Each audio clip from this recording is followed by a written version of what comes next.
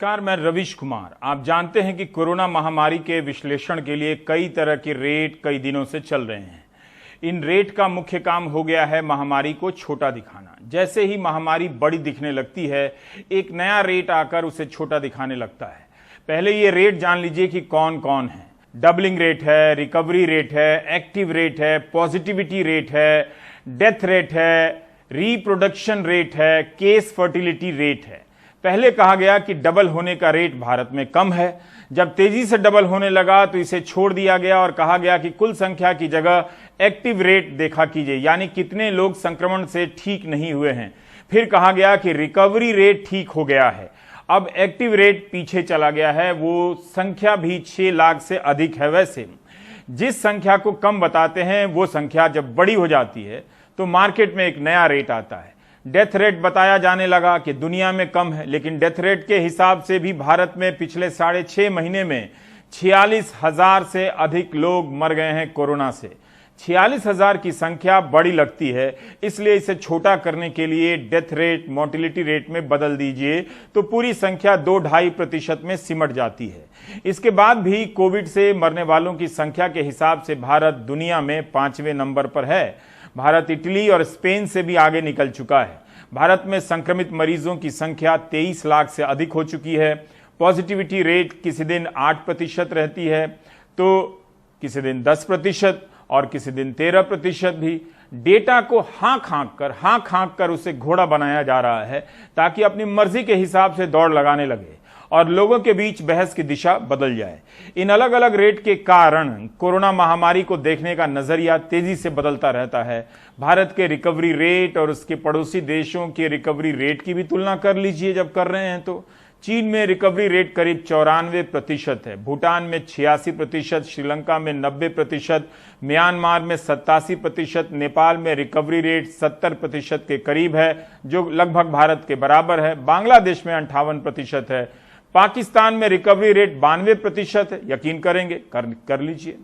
Mortality rate के मामले में भारत का रिकॉर्ड अच्छा है वैसे, लेकिन 46,000 लोगों की मौत के आंकड़े को क्या आप अच्छा कह सकते हैं? नहीं। तभी आप इसे अच्छा कहने के लिए मोर्टेलिटी रेट यानी मृत्यु दर का सहारा लेते हैं। शायद दर में दर्द कम दिखता हो, लोग लापरवाही की तरफ जाते दिख रहे हैं, लोग ही नहीं सिस्टम भी। अभी देखिए कि देश भर के छात्र परेशान हैं क्योंकि परीक्षाओं का आयोजन हो रहा है, चाहे यूनिवर्सिटी के फाइनल ईयर के छात्र हों या फिर पेशेवर परीक्षाओं के। जेईई, नीट, क्लैट की परीक्षाओं में जो शामिल होंगे उनकी उम्र कितनी है? बहुत कम उम्र के नौजवान हैं। उनमें से बहुत इस बात को लेकर चिंतित हैं, भयभीत हैं कि ऐसे में परीक्षा होगी तो संक्रमण फैलेगा। इस पूरे मामले को सरकारी फैसले की तरह देखा जा रहा है। सरकार कह देती है कि परीक्षा होगी, लेकिन यह नहीं बताती कि हम इस तरह से लेंगे कि संक्रमण का सवाल ही पैदा नहीं होता। जो परीक्षाएं हुई हैं उनके सेंटर के हाल बताते हैं कि सरकार ने ही खुद संस्थागत तौर पर अपनी सतर्कता छोड़ दी है। फिर ऐसे में प्रधानमंत्री के बार बार किए जाने वाले ट्वीट का क्या मतलब रह जाता है कि 2 गज की दूरी बनाए रखिए, सावधानी का पालन कीजिए।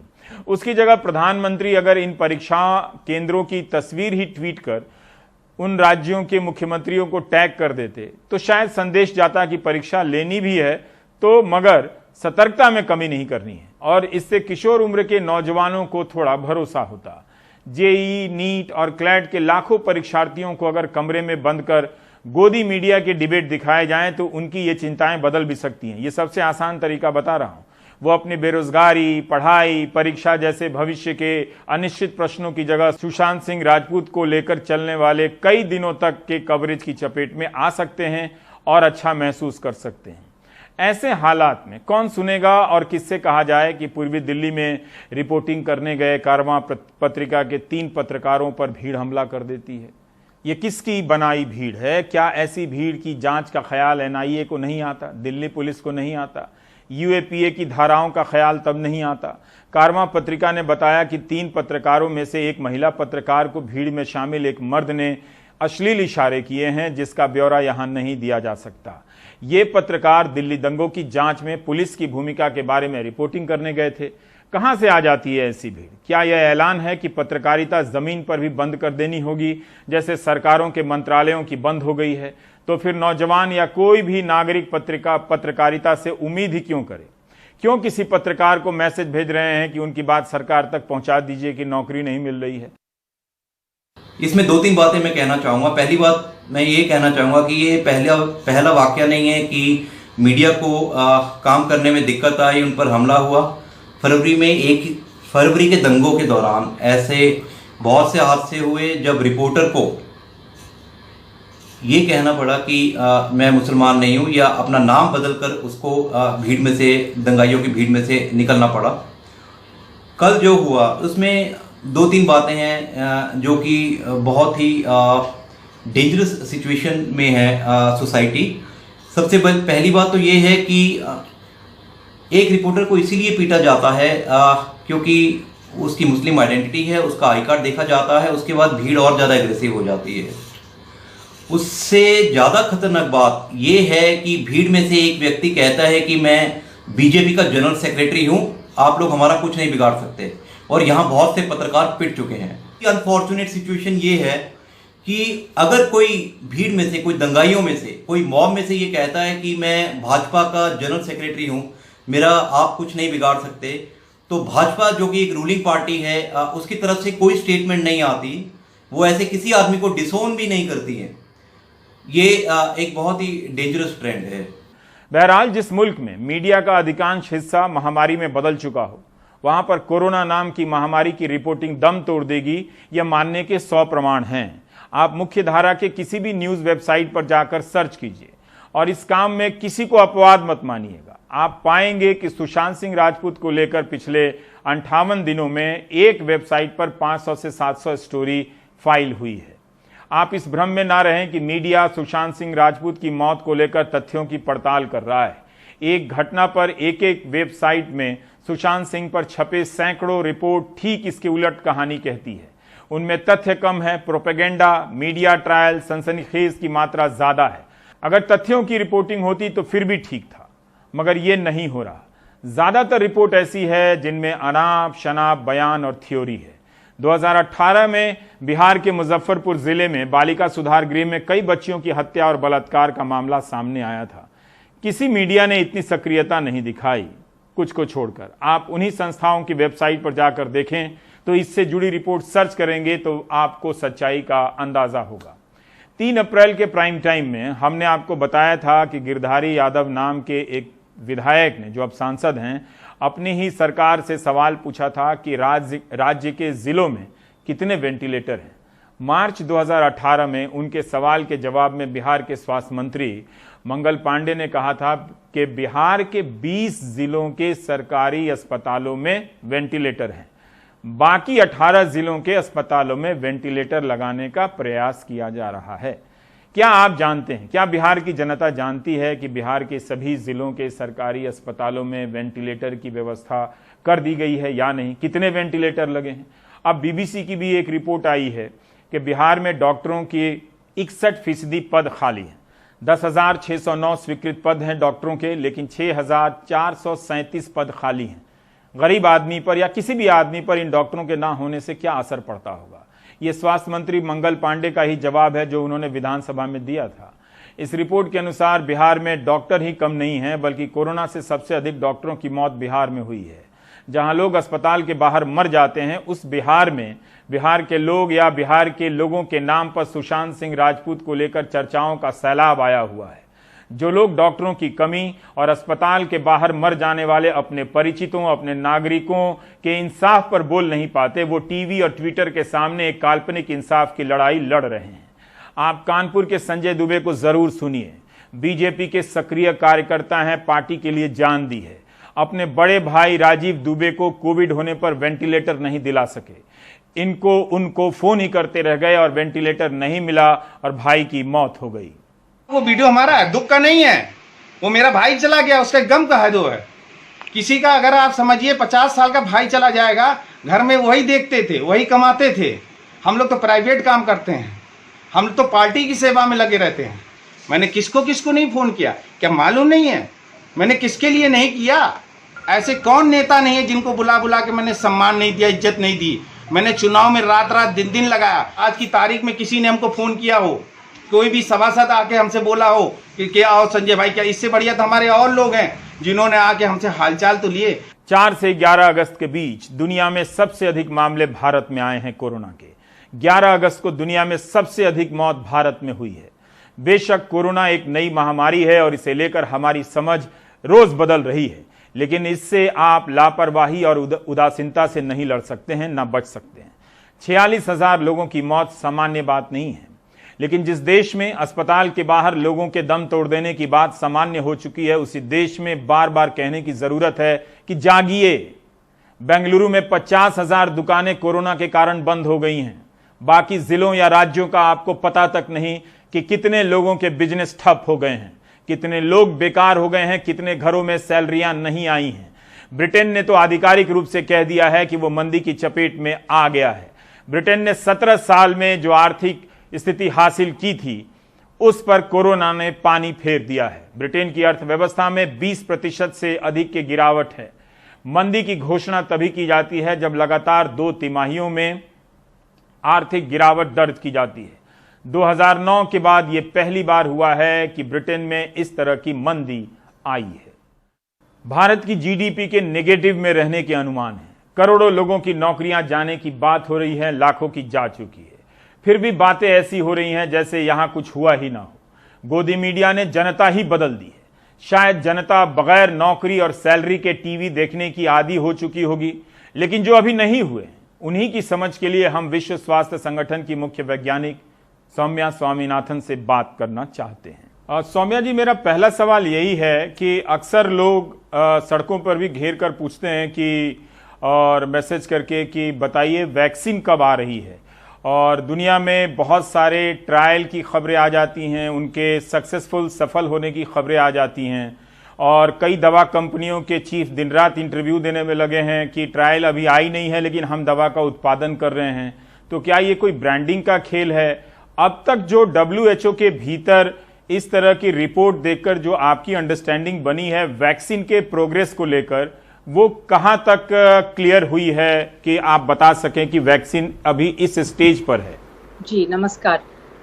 तो जहां तक वैक्सीन का मामला है, वहां पे देख रहे हैं कि कई देशें वैक्सीन बनाने की होड़ में हैं, और अगर देखा जाए तो विश्व में कम से कम 200 वैक्सीन ये कोविड के लिए अभी डेवलप हो रहे हैं, और उसमें से कुछ 28 वैक्सीन कैंडिडेट्स ऐसे हैं जो अभी मनुष्य में ह्यूमन क्लिनिकल ट्रायल जिनकी शुरू हो गई हैं, उनमें से 3 भारत में भी हैं। तो सभी को WHO की गाइडेंस यही है कि कुछ ऐसे नियम नीति होते हैं, वैक्सीन बनाने का जो प्रोसेस होता है वो काफ़ी कॉम्प्लेक्स होता है और काफ़ी लंबा चलता है। अगर बाकी बीमारियों को देखें तो कम से कम 5 या 10 साल से ऊपर लगते हैं वैक्सीन बनाने में, परंतु क्योंकि ये महामारी है और जल्द से जल्द हमने काम करना है, तो सब देश इसमें काफ़ी जल्दी दिखा रहे हैं, तो ये अच्छी बात है। परंतु ज़रूरी ये है कि हम वैक्सीन की सेफ्टी यानी सुरक्षा के ऊपर ध्यान रखें, और ये जो क्लिनिकल ट्रायल्स की फेजेस हैं, फेज 1 इसमें कम लोगों को दिया जाता है, उससे कुछ सुरक्षा का पता लगता है, फिर वो फेज 2 में जाता है, और फिर फेज 3 में जहाँ पे हजारों लोगों को ये वैक्सीन दिया जाता है, और कुछ टाइम तक उनको फिर फॉलो करना पड़ता है, जिससे सेफ्टी या सुरक्षा का भी पता चले और एफिकेसी, मतलब ये टीका क्या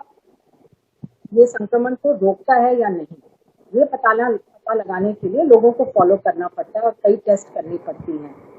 तो WHO ने इन सब के ऊपर गाइडेंस दिया है, और कहते हैं कि सब देश को और सब कंपनी को वही गाइडेंस फॉलो करें।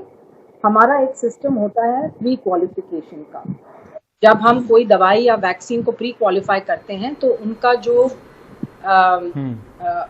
उनको यूनिसेफ जैसे एजेंसीज और गावी जैसे एजेंसीज, प्रोक्योरमेंट एजेंसीज खरीद के पूरे विश्व में उसको यूज करती हैं। तो प्री क्वालिफिकेशन के लिए बड़े स्ट्रिक्ट गाइडलाइंस हैं, रूल्स हैं। जब तक हम लोग पूरा डॉसियर नहीं देखेंगे वैक्सीन का, जिसमें सारे डिटेल्स होंगे, तब तक वो WHO उसको एंडोर्स नहीं करेगा। तो अब ये खुशी की बात है कि बहुत सारे वैक्सीन अभी ट्रायल्स में हैं, परंतु इनमें से कौन सा सफल होगा, कौन सा सक्सेसफुल रहेगा, कौन सा लाइसेंस होगा रेगुलेटरी बॉडी से, वो तो अभी देख के जब डेटा आएगा तभी पता लगा सकते हैं। अब इसी से मेरा जुड़ा एक सवाल है वैक्सीन को लेकर कि रूस और चीन ने ऐलान सा कर दिया है। चीन के बारे में खबरें छप रही हैं कि वहां की सेना के लोगों को दिया जा रहा है, और रूस से भी खबर आ गई है कि पुतिन की बेटी को वैक्सीन दी गई है। तो क्या WHO इस तरह की खबरों को स्वीकार करता है, दावों को स्वीकार करता है, या स्वीकार करने से पहले अपने गाइडलाइन के हिसाब से देखना चाहेगा कि ये दवा या वैक्सीन किस स्तर की है? बिल्कुल बिल्कुल, जैसे मैंने बताया अभी बहुत सारे देश और कंपनियां वैक्सीन बना रही हैं, बट जब तक हम लोग उसका पूरा डेटा नहीं देख पाएंगे। एक चीज हमने ये करी थी कि शुरू से ही हमने ये तय कर लिया था कि ये महामारी का जो अंत है ये विज्ञान से ही होगा, साइंस से ही होगा। तो हमने उसी समय विश्व के बहुत सारे वैज्ञानिकों, डॉक्टरों और रिसर्चर्स को बुला के एक मीटिंग करी थी फरवरी में, जिससे हमने काफी डिस्कशन किया और कई सारी विषय पे हमने एक रोड मैप निकाला। तो उसमें एक वैक्सीन का भी रोड मैप था। तो उसके बाद बहुत सारे एक्सपर्ट कमिटी जिस पे काम कर रही हैं और उन्होंने काफी क्लियर कट बनाए हैं, जैसे टारगेट प्रोडक्ट प्रोफाइल कहते हैं। मतलब अगर कोई टीका बना रहा है तो उसके क्या प्रॉपर्टीज होने चाहिए, उसके गुण क्या होने चाहिए। तो उसमें क्लियरली हमने लिखा है कि कम से कम 70% उसका प्रोटेक्टिव इफेक्ट होना चाहिए। मतलब जो 70% लोगों को वो संक्रमण होने से बचाए, सेफ्टी उसकी पूरी उसका सपूत होना चाहिए, और मैन्युफैक्चरिंग कैपेसिटी भी होनी चाहिए। इस तरह के कई क्राइटेरिया हैं। तो मेरे ख्याल से सब जो बना रहे हैं वैक्सीन वो देखते हैं कि वो क्राइटेरिया, तो वो वैक्सीन जो है वो बेंचमार्क को मीट कर रहा है या नहीं, और उसी के ऊपर वो WHO का प्री क्वालिफिकेशन भी हो पाएगा। और जैसे रेगुलेटरी बॉडीज हैं, US में FDA है, हमारे यहाँ सेंट्रल ड्रग रेगुलेटरी अथॉरिटी है, हर एक देश के रेगुलेटरी अथॉरिटीज भी डेटा को देखकर ही वैक्सीन को लाइसेंस करेंगी। तो जब तक एक देश के अंदर कोई चीज हो रही है वो उस देश का राइट होता है, वो अपने देश के अंदर अपने नियम के अनुसार चल सकते हैं। परंतु अगर वो वैक्सीन को पूरे विश्व में लेके जाना है, लोगों को देना है, तब कुछ इंटरनेशनल गाइडलाइंस होती हैं जिसको देखना पड़ेगा, जिनका पालन करना पड़ेगा। मेरा अगला सवाल सौम्या जी यही है कि अभी भी भारत में चीन, हालांकि अब राजनीतिक रूप से अब चीन की भूमिका को लेकर जो आवाजें आ रही थी वो अब पीछे चली गई हैं, लेकिन फिर भी लोग पूछते हैं कि WHO की टीम जो गई थी जांच करने के लिए कि ये संक्रमण कैसे फैला, कोई इसका रिजल्ट आया है? और क्या चीन अब भी अपनी जानकारी आपके साथ शेयर कर रहा है, या आपको भरोसा है जो चीन जो भी जानकारी दे रहा है? जी, जो WHO की एडवांस पार्टी गई थी, 2 वैज्ञानिक गए थे, एक एपिडेमियोलॉजिस्ट और एक एनिमल स्पेशलिस्ट। तो ये दोनों इसलिए गए वहाँ चीन में, वहाँ के वैज्ञानिकों के साथ और वहाँ के जो गवर्नमेंट ऑफिसर्स हैं उनके साथ बातचीत करने के लिए कि ये इन्वेस्टिगेशन किस तरह से करें, क्योंकि सब चाहते हैं और चीन भी चाहता है कि एक इंटरनेशनल इन्वेस्टिगेशन हो जिससे ये पता लगाया जा सके कि ये जो कीटाणु है, वायरस है SARS-CoV-2, वो कहाँ से आया, कौन से जानवर या पक्षी से आया, और कब ये जानवर से मनुष्य में आ पाया, और ये कहाँ हुआ। और ये जानना इसलिए ज़रूरी है कि ये पहले भी हो चुका है इस तरह से, जहाँ पे कोई वायरस जानवर से आदमी में अपने आप आ जाता है और उसके बाद मनुष्य में वो एक बीमारी बन जाती है, और आगे भी हो सकता है। तो प्रिवेंशन के लिए इसको कैसे रोक सकें, आगे ऐसा ना होने दें, उसके लिए ये समझना ज़रूरी है। ये जो है 1 या 2 दिन में नहीं हो पाएगा, ये काफ़ी लंबा चल सकता है। पहले जैसे SARS-1 हुआ था 2003-4 में, उसके बाद MERS 2011-12 में हुआ था, उसमें कम से कम 1 साल लगा था पता लगाने के लिए कि ये वायरस कहाँ से आया, कब ह्यूमन बींग्स ने ये मूव किया इसमें एनिमल से, तो ये काफी लंबा चलेगा और उसमें काफी चीजें देखनी पड़ती हैं। जैसे वो शुरू तो वहीं से करेंगे जहाँ पे सबसे पहले पेशेंट पाए गए निमोनिया के, वुहान में, बट वहां से फिर उनको पीछे जाना पड़ेगा कि वो पेशेंट्स कहाँ गए थे, किससे मिले थे, उनका ऑक्यूपेशन क्या था, वो काम क्या करते थे। तो ये उसके पीछे जाएंगे। ब्लड सैंपल्स अगर पहले के पड़े हैं, ये जानवर के और मनुष्य के ब्लड सैंपल्स कई बार बाकी स्टडीज में लिए होते हैं, वो स्टोर किए होते हैं लैब्स में, उनको टेस्ट किया जाता है। तो अब ये सब प्लान्स बन रहे हैं और एक इंटरनेशनल ग्रुप बनाई जा रही है जो चीन जाएगी और फिर अपना काम शुरू करेगी। एक कॉन्टैक्ट ट्रेसिंग के बारे में मैं जानना चाहता हूं कि अक्सर आप लोगों के प्रेस कॉन्फ्रेंस में भी बात आती है कि ये अभी भी रेलेवेंट है, महत्वपूर्ण है कॉन्टैक्ट ट्रेसिंग की, लेकिन क्या तब भी है जब इस तरह के टेस्ट रिजल्ट आते हैं, सीरो टेस्ट की 40 लाख लोगों को दिल्ली में ये कोरोना होकर ठीक भी हो गया, इस तरह के सैंपल रिजल्ट्स आए थे। और दूसरा मैं ये जानना चाहता हूं कि कॉन्टैक्ट ट्रेसिंग के मामले में कौन सा ऐसा देश है जो लगातार इस पे अच्छा कर रहा है, जिसका मॉडल जो है अपनाया जा सकता है? इसमें 2-3 प्रश्न हैं। तो सबसे पहले सीरो सर्वे की बात करते हैं। तो भारत में सबसे पहले तो ICMR का सीरो सर्वे हुआ था, जहाँ पे मेरे ख्याल लगभग ऐसे 65 डिस्ट्रिक्ट थे, जिसमें 1% से कम लोगों में एंटीबॉडी पाया गया था। वो शायद अप्रैल के महीने में या मई के शुरू में किया। फिर अब रिसेंटली हम देख रहे हैं कि दिल्ली, मुंबई, अहमदाबाद, उन तीनों शहरों से डेटा निकल रहा है, जहाँ पे ये बताया जा रहा है कि कम से कम 15 से 20 या 22% लोग में एंटीबॉडी दिखाई दे रहा है, और कुछ ऐसे हॉटस्पॉट्स भी हैं जहाँ पे उससे भी ज़्यादा। इसमें 2-3 चीज़ें देखनी चाहिए। एक ये है कि ये बड़े शहरों में हमें पता है कि शुरू से इन्फेक्शन ज़्यादा रहा है, वहीं पे आया पहले बड़े शहरों में, क्योंकि ट्रैवलर से आया ये, और वहीं पे ज़्यादा इसका ट्रांसमिशन हुआ। तो और उसमें से जो बड़ी क्राउडेड जगह हैं इन शहरों के अंदर, स्लम एरियाज और बाकी ओवर क्राउडिंग एरियाज में, ये इससे ये पता लगता है कि वो काफी उन इलाकों में फैला, क्योंकि एंटीबॉडी से ये पता लगता है कि इतने लोग इन्फेक्शन को देख चुके हैं। तो इसमें अच्छी बात ये है कि फिर भी इसमें कम लोगों की मृत्यु हुई, तो इसका मतलब ये है कि काफी लोग इन्फेक्ट होने के बावजूद वो मृत्यु उसमें कम रही। परंतु इसमें एक चीज हमें सावधानी से देखना पड़ेगा कि इसको हम एक्स्ट्रापोलेट नहीं कर सकते हैं। ये नहीं कह सकते हैं कि भारत में 40% लोग को एंटीबॉडी हो गए, नहीं।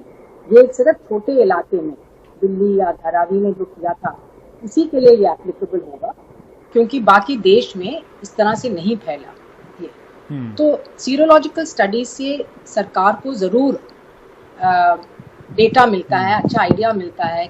अब कॉन्टैक्ट ट्रेसिंग देखें तो कॉन्टैक्ट ट्रेसिंग तब सफल होता है जब एक इन्फेक्टेड व्यक्ति को जल्दी से जल्दी डायग्नोज किया जाए। जैसे कि आज अगर टेस्ट किया तो अगर 24 या 48 घंटे के अंदर उसका रिजल्ट आए, तभी वो कॉन्टैक्ट ट्रेसिंग का फायदा है। और जितने कॉन्टैक्ट ढूंढ पाते हैं उतना अच्छा है। घर के जो लोग रहते हैं वो तो हैं ही कॉन्टैक्ट, और उससे अलावा जो काम पे लोग साथ मिलते हैं या फ्रेंड्स के साथ। अब ये एक काफी कठिन प्रोसेस है, कॉन्टैक्ट्स का पता लगाना, फिर उनको ट्रेस करना, उनको बताना, उनको क्वारंटीन करना एक्सेट्रा। पर कई देशों ने ये बड़ी अच्छी तरह से किया है। कुछ लोगों ने एप्स वगैरह, डिजिटल टेक्नोलॉजीज को भी यूज किया है, बट सिर्फ डिजिटल टूल से ये काम नहीं हो सकता, इसमें सोल्जर्स की जरूरत है। और कई देशों ने अब एक नया काडर क्रिएट किया है। जैसे जर्मनी ने कहा है कि हर 20,000 लोगों के लिए हम 4 या 5 कॉन्टैक्ट ट्रेसर्स अपॉइंट करेंगे अगले 1 साल के लिए। यूके और यूएस में भी एक कॉन्टैक्ट ट्रेसिंग के लिए अलग एक काडर बना रहे हैं, उनको ट्रेन करके वो पब्लिक हेल्थ लोगों के साथ काम करेंगे। तो कोई ऐसी स्थिति नहीं है जहां पर हम लोगों को कॉन्टैक्ट ट्रेसिंग को बंद करना चाहिए। ये गलत फहमी है लोगों को कि एक बार वो ज़्यादा बढ़ गया, ट्रांसमिशन हो रहा है, तो कॉन्टैक्ट ट्रेसिंग की ज़रूरत नहीं है। ऐसे नहीं है। किसी भी स्थिति में हो देश या वो शहर या वो इलाका, ये वायरस को रोकने का यही तरीका है कि पेशेंट को डिटेक्ट किया जाए। टेस्टिंग बढ़ाने से हमने शुरू में कहा था टेस्ट टेस्ट टेस्ट, और हम लोग अब कह रहे हैं सप्रेस सप्रेस सप्रेस। इसका मतलब है जहां वायरस है वहीं पर उसको जाके रोकना पड़ेगा। मेरा एक दो सवाल और खास तौर से जानना चाहता हूं कि एक लक्षणों को लेकर कुछ और उसकी जो लिस्ट है लंबी हुई है, और दूसरा मैं ये जानना चाहता हूं कि जो लोग ठीक हुए हैं उनके बारे में क्या स्टडी है कि उनके शरीर पे ठीक होने के बाद 2 हफ्ते के बाद या 2 महीने के बाद इस तरह की बीमारी डेवलप हो रही है, या उनके इलाज का खर्चा बढ़ता ही चला जा रहा है जिसका हमें अंदाजा नहीं है। हमें लगता है कि वो ठीक हो गए हैं और रिकवरी रेट में एक साथ वो गिन लिए गए हैं, तो सारी एंडिंग हैप्पी एंडिंग है। जी, एरिया है जहाँ पे काफी इसके बारे में जानकारी बढ़ी है। तो शुरू खांसी, बुखार और बदन में दर्द वगैरह छींकें होना, उसके बाद पता लगा कि ये स्मेल और टेस्ट का चला जाना, ये भी इसके लक्षण हो सकते हैं, सिर में दर्द वगैरह। तो अब इसकी लिस्ट काफ़ी 8 या 10 लक्षण ऐसे हैं इस बीमारी के, इसमें डायरिया भी शामिल है अब। परंतु सबसे कॉमन तो बुखार और खांसी और बदन में दर्द और टायर्डनेस, फटीग। ये भी देखा जा रहा है कि अक्सर 90% लोग के ऊपर बिल्कुल ठीक ठाक हो जाते हैं। कई लोगों को तो पता भी नहीं चलता कि उनको कुछ लक्षण ही नहीं होते। बाद में जाके जब एंटीबॉडी टेस्ट होता है तब पता लगता है कि उनको इन्फेक्शन हुआ था। तो काफी प्रतिशत लोग, 30 या 40% लोग ऐसे हैं जिनके कोई लक्षण ही नहीं है। दूसरे ऐसे हैं जिनके लक्षण इतने कम हैं कि उनको कुछ पता भी नहीं चलता। कभी एक दिन उन्होंने पैरासिटामोल खा लिया, अगले दिन ठीक हो गए। परंतु कुछ छोटे प्रतिशत, 5 या 10% लोग ऐसे हैं जिनको अस्पताल जाना पड़ता है, उनका ऑक्सीजन लेवल कम हो जाता है या बाकी कॉम्प्लिकेशंस हो जाती हैं, और जब उनको कई बार आईसीयू में ऑक्सीजन या वेंटिलेटर की ज़रूरत पड़ती है।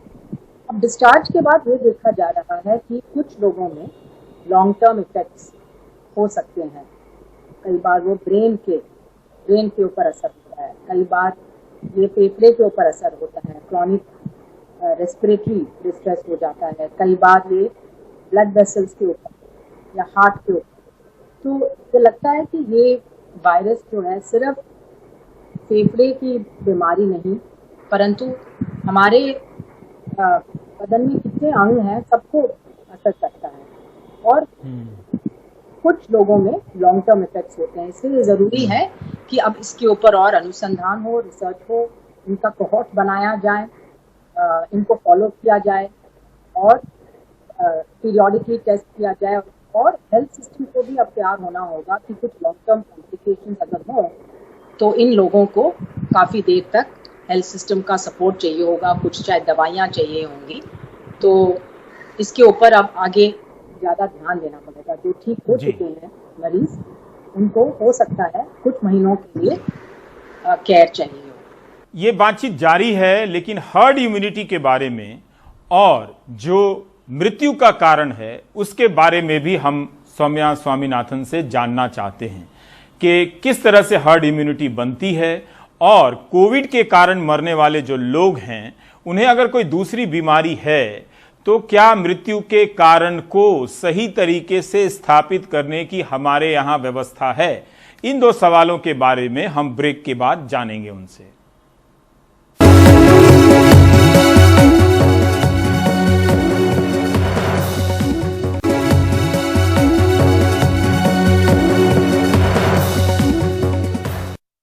एक हम लोग पत्रकार के तौर पे भी हर्ड इम्यूनिटी को लेकर बहुत कंफ्यूज होते रहते हैं।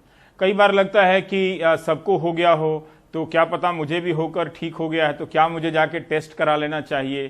तो ये इसको लेकर कोई फाइन या फाइनल क्लैरिटी है, स्पष्टता है जिससे आम लोगों तक ये बात पहुंचाई जा सके कि अगर 50 लाख लोगों को हो गया है, 60 लाख लोगों को हो गया है। जैसे आपने शुरू में कहा कि दिल्ली या धारावी एक लिमिटेड जगह है, लेकिन दिल्ली उतनी भी लिमिटेड नहीं है, काफी फ्लूइड है। जी, इम्यूनिटी को अभी हम समझ रहे हैं और इसमें काफी रिसर्च हो रहा है, और कई बार अक्सर ये होता है कि जो वैज्ञानिक कुछ रिजल्ट निकलते हैं उसको वो प्रीप्रिंट्स पे डाल देते हैं, मतलब सब लोग देख सकते हैं उसको, पर वो अभी पेयर रिव्यूड होकर जर्नल में नहीं छापा गया है। और कई बार प्रेस कॉन्फ्रेंसेस होते हैं, प्रेस जो है वो आजकल हर साइंटिफिक एडवांस को ट्रैक कर रहा है और रिपोर्ट करता है, तो इसलिए मेरे ख्याल से आम आदमी के मन में कई बार कंफ्यूजन होता है, क्योंकि एक दिन कुछ कहते हैं, अगले दिन और कोई नई फाइंडिंग निकलती है। परंतु विज्ञान ऐसे ही बढ़ता है, विज्ञान में एक के बाद ही एक चीजों पता लगाया जा सकता है और वो इंक्रीमेंटल होता है नॉलेज गेन। तो अब इम्यूनिटी के बारे में हम अभी भी जानकारी निकल रही है।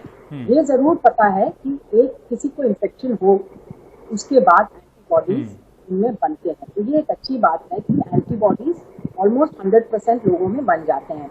अब वो कितने दिन तक रहता है एंटीबॉडीज, जैसे हमें मर्स के बारे में पता है कि कम से कम 2 या 3 साल तक वो एंटीबॉडी रहता है। बाकी जो कोरोना वायरसेस साधारण खांसी जुकाम के वायरसेस हैं, उनकी जो इम्यूनिटी लेवल है वो 6 या 12 महीने से ज़्यादा नहीं रुकती।